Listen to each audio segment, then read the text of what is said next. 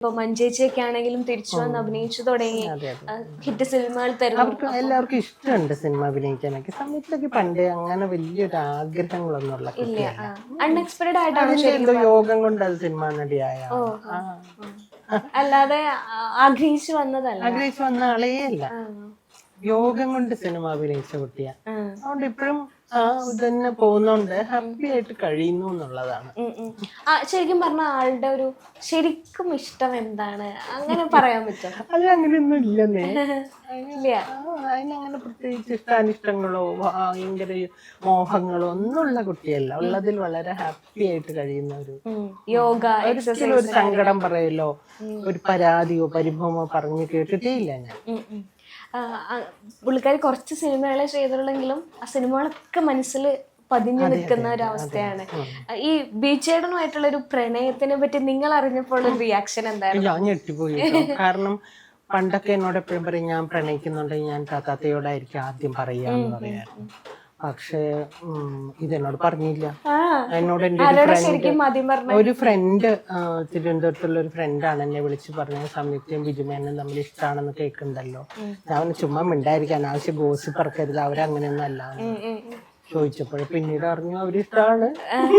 അല്ല ആരെ ശരിക്കും പിന്നീട് ഈ സംയുക്തേച്ച് പിന്നെ സംസാരിച്ചു പറഞ്ഞു ഇഷ്ടമാണെന്ന് പറഞ്ഞു. അപ്പൊ എന്താ മനസ്സിലെന്തായിരുന്നു അപ്പൊ? പറഞ്ഞപ്പോ പിന്നെ കേട്ടോണ്ടിരുന്നു.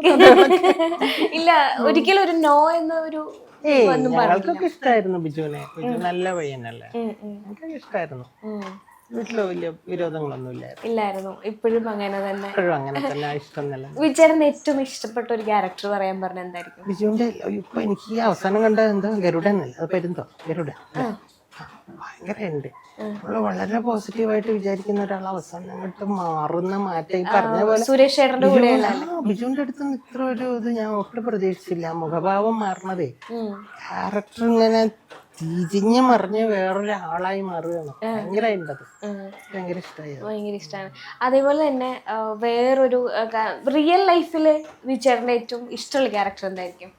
ബിജു ആരെയും മുഷിപ്പിക്കില്ല എന്നുള്ളത്. ഭയങ്കര എന്താ പറയാ, ഒരാളെ മുഷിപ്പിക്കില്ല, എല്ലാവരോടും സ്നേഹമായിട്ടും.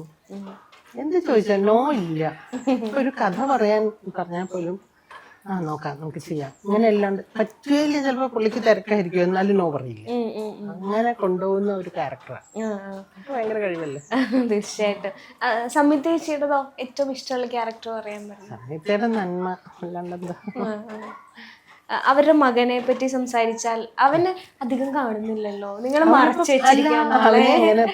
ഇപ്പൊ ഉടനെ കാണിക്കണ്ടെന്ന് വെച്ചിട്ടും കൂടി ആയിരിക്കും തോന്നുന്നു. അതിനെ അങ്ങനെ ഫോട്ടോ എടുക്കാനൊന്നും അധികം വിളിക്കുക. അല്ല അവര് ബാംഗ്ലൂരാ മോൻ, വിഷ്വൽ കമ്മ്യൂണിക്കേഷൻ തന്നെ പഠിക്കുന്നു. ഓ ശരി. അപ്പൊ സിനിമയിലേക്ക് വരാൻ അങ്ങനെ അറിയില്ല, സിനിമ ഡയറക്ഷൻ ആയിരിക്കാം, ചിലപ്പോ ക്യാമറയുടെ സൈഡാണോ എന്താണെന്ന് എനിക്കറിയില്ല കേട്ടോ. ഉദ്ദേശിക്കുന്നത് ഇതാണ് പഠിക്കുന്നത്.